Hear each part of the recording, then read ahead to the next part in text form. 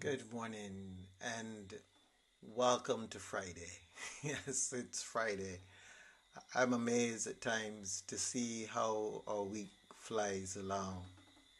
But yes, it's Friday. We've had a full week. We have been able to share our journey together and we've had some reflections, and I trust that during the course of the week that you would have in some way or another been able to experience some growing within you.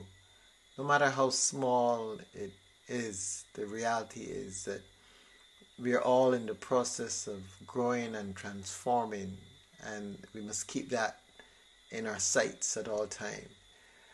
The ultimate goal is union with God. That's what we're after. The actual process, the actual path is God's path. But we keep in our minds the fact that we are seeking to be at one with God in all things that we do, in all things that we say. That's what our purpose is, and we are heading constantly in that direction. So the week is gone. I give thanks for you. I give thanks for the opportunity to have been able to journey with you this week. And I trust that as we go into other weeks, that God may allow us the opportunity to be together and to share in this journey. So we give thanks as we come into this Friday morning and we see where God is taking us this day as we come into our time of meditation. And in this period of meditation today, as it is the end of the week, and we want to be able to just rest in the presence of the divine, just to be able to feel that divine presence within us as we go through that process of being open to receive all that God has in store for us. We open our hearts, we open our minds, we bring ourselves into our hearts, and we allow ourselves to be there for a few moments as we come into that wonderful space and we ask the divine to allow us simply to be, to be present, to be at one with, to know that God is here, God is with us. And so we feel the presence as we consciously breathe and come into our hearts. And in our hearts, we feel that divine presence, that light, that joy, that peace. As we breathe the freshness of a new day, as we realize that we are here.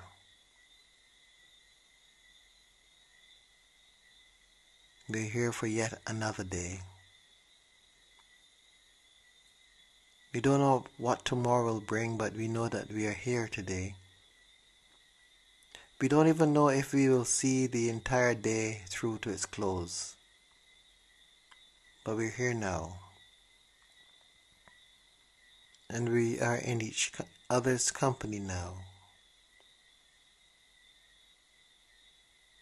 And we feel each other's presence. And we give thanks. We give thanks for all that we have shared in this past week. For we've shared more than just words. Our spirits have been connected. And we have felt each other. And we've been encouraged by each other.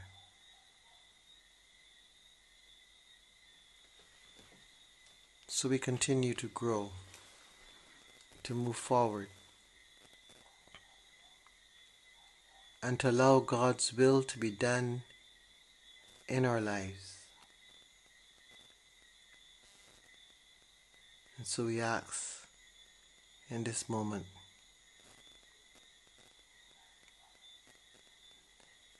that we may become fully aware of God's presence in us.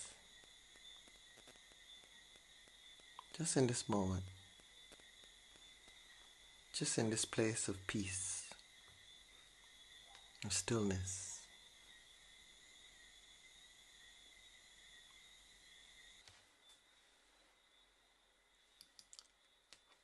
Turning our attention now to scriptures. We read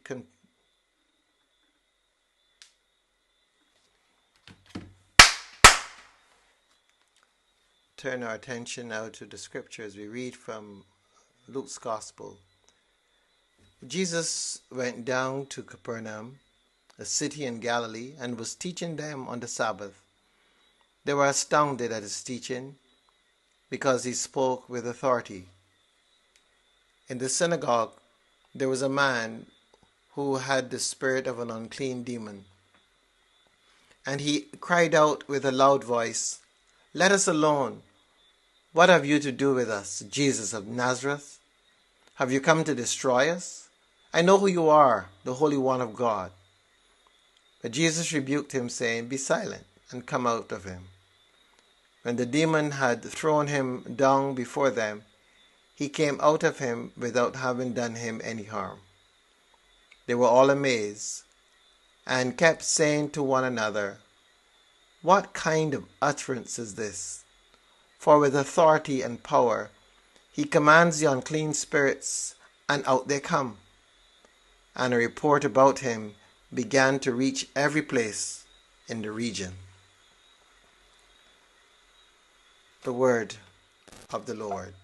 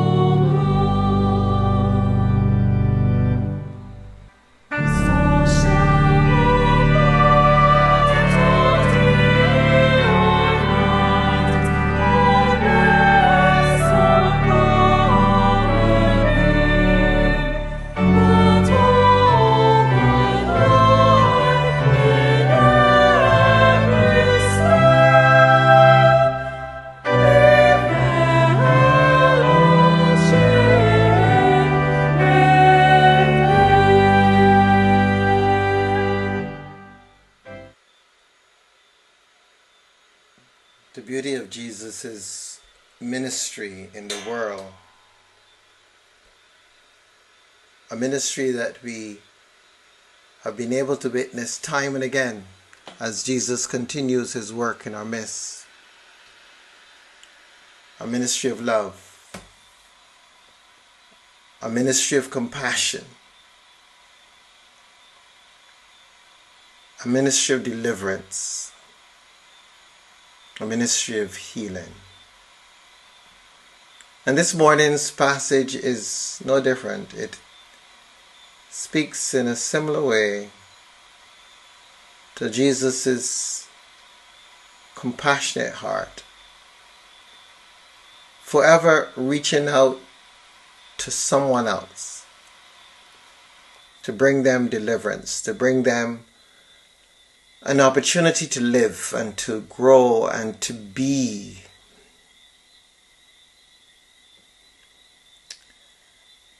The passage speaks of an unclean demon. That's the terminology used in that day. In our day, we may speak of some kind of entity that seems to be taken over. You may even speak of some war going on within himself, something that he's struggling with. And we all know this because we all have our quote-unquote demons, those areas within ourselves that we continually wrestle with. And sometimes they overpower us. You can see this where young people in our day are beginning to harm themselves. And they're speaking of voices, and they're unsettled because there is conflict within them, and they don't always have an avenue for the resolution of that conflict. More and more, science is helping us to understand this human condition. But the bottom line is the same. No matter what we may term the experience or how we may look at the experience, the reality is that there is the need for deliverance. Persons need to be delivered and assisted with this challenge that they have. A challenge that can cause us to do serious bodily harm. Some folks have to take medication to just silence what's going on within them. Others have to take medication so that their anxiety can be controlled. We've got all manner of names at this time for it. But the end game is the same. This human self that we call ourselves, in many ways we don't have a clue what's going on. But at the same time, God has not abandoned us. And we have tools that we can use if we are only willing to be compassionate and be with the other. Jesus was compassionate. The voices that worked within this particular man shouted at Jesus, accosting Jesus. And Jesus said, "Be still and come out. Be silent. Be silent." Jesus knows what's really going on. Jesus knows the human condition. Jesus had just come out of the wilderness some short time ago, and he wrestled with his own experiences. So Jesus understands that there is the need for some strength in order to be able to overcome these experiences. Jesus was able to find it within himself, assisted no doubt by the divine Spirit of God. But most persons haven't trained themselves into being open to the Spirit. to receive the Spirit and to allow the Spirit to grant them the strength to overshadow these negative voices, these dark spaces within ourselves. And this is why it is so important that persons who consider themselves to be connected to a faith community, that they develop the spiritual muscles so that in times when these voices, these demonic experiences come about, that there's enough strength of spirit that we can overcome. And we all have it to some degree or another. Those voices, those self-doubting voices, those voices that try to give us the impression that we're not worthy, we're not good enough, we shouldn't be here, we shouldn't be doing this, we shouldn't be doing that. And oftentimes, we are at the mercy of these voices. Oftentimes, they're in control. They take over our lives. You see persons who become paranoid. They're concerned about everything. They become fearful. Fearful that this is going to happen. Fearful that that's going to happen. This is how it shows up in our midst these days. But with the divine presence, we are reminded that perfect love casts out fear. This is why it's so important for us to perceive ourselves as divine beings, as beings of love, and not allow fear to in any way get a foothold in our lives, because it takes over. And yes, if you speak with some folks, they will tell you that they can feel that fight going on in them. They can hear and they know that this is not me. This seems like somebody else. They can see themselves when they're getting into various moods and activities, and they realize that they seem to have no power in themselves to help themselves. They're just at the mercy of whatever it is that's flowing through them. This is our real experience. It's not something that is reserved for sacred scripture. And at the same time, it is not about what Hollywood does with The Exorcist and head spinning and all that sort of thing. It's not about that. Most of us will not have those kind of extreme experiences. But what we will have is that sense of something taking us over. In a moment of anger, in a moment of frustration, we get caught in something. And we need to have the presence of mind to be able to withstand these negative energies that emerge from within us. Jesus helps this person out. But we must also have the strength within us to help ourselves out. And to help our children out. As so oftentimes our children are suffering under the pressure of all that's going on around them. All the changes that seem to be taking place in the world. Sometimes it's too much. But we don't always have those compassionate people around us whose lights are shining brightly and in whose presence we feel that sense of stillness, that sense of calm, that sense of peace. We see it there in the story today. Jesus presents himself in the midst of all the shouting, and he says, "Be silent. Peace, be still." Jesus, in a sense, brings the man back to his real senses through the avenue of stillness, through the avenue of peace. Jesus doesn't fight, but Jesus creates an atmosphere of stillness and silence, and he calls for that silence. And we need to be able to have that strength within us that can call for the silence in the midst of the turmoil, so that we're not caught up, but that we can always be present, fully present, and mindful. Jesus declares this authority over that presence that seemed to be overtaking the man. As followers of Jesus,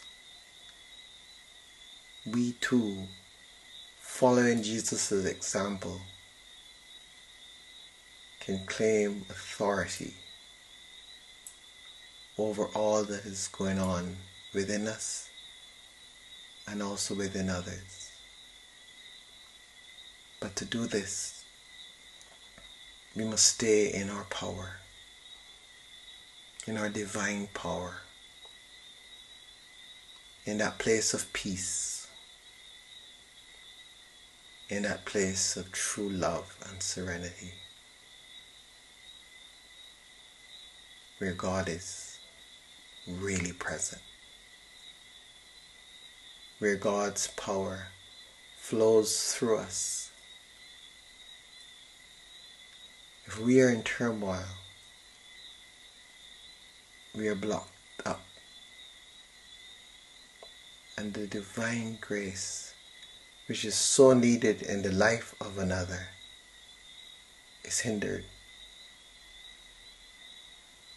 because we have shown up in that moment as an agent of God's grace. But if we ourselves are conflicted, then our ability to do the work is jeopardized. So the focus here isn't on the demoniac or the man with the unclean demon.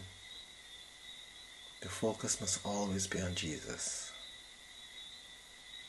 See what Jesus is doing. See how Jesus presents himself. And when we see that, then we know how we must be in this world. We too must be as Jesus is. May we learn how to follow and be as Jesus is.